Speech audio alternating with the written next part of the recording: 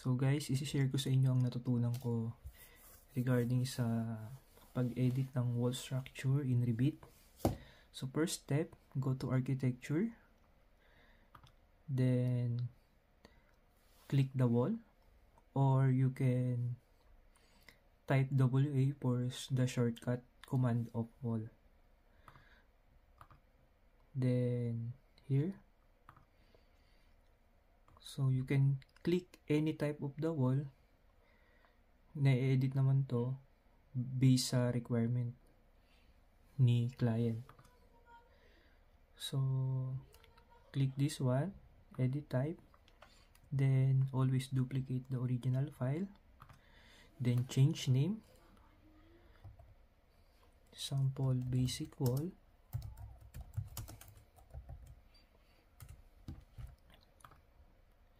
then if you want to edit your structure, click lang this one, edit. Then sometimes hindi kasi lumalabas nung nasa preview. Pag ganyan nang lumabas sa inyong monitor, just click this one lang, the preview. Then kung mapapansin nyo, meron kayong makikita ditong insert, delete, up and down. Para dito yan.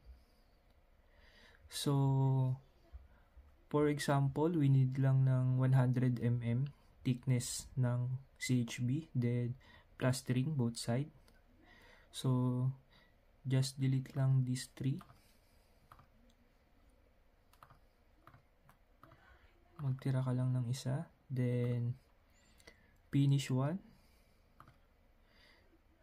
then finish 2. This is our CHB. So palitan lang natin tong thickness into 25, the lower part din. Then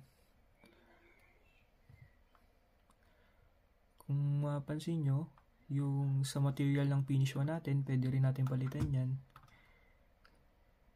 Etong may 3 dot na to, click nyo lang yan, then scroll down, hanapin nyo yung plaster. Yan. And then yung kung sa AutoCAD may hatch, ito naman sa Revit meron siyang pattern, so pwede nyo siyang baguhin based sa kung saan kayo komportable o saan yung mas tamang pattern na gagamitin ninyo. So dito nakasand na siya. Okay, so mapansin nyo dito sa preview, nagbago na rin yung pattern niya sa upper side. So same as here sa CHB, pwede nyo rin siyang baguhin, depende sa gusto ninyo.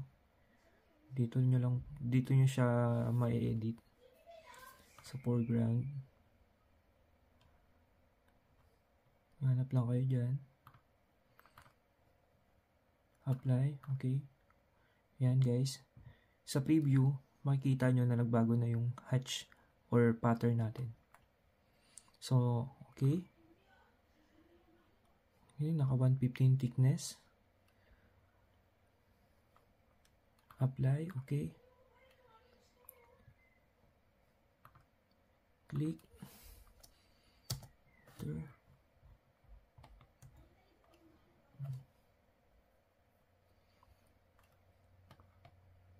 So ganyan lang yung paggawa ng pag-edit ng wall structure. Then meron akong sample dito guys, yung pinagka-practice ako ngayon. Kung mapapansin nyo, in 3D nakabaliktad tong exterior ko, exterior wall ko. So ang madaling paraan para i-mirror ito, punta kayo sa plan, then click mo yung wall, may makikita kayo dito na mirror sign.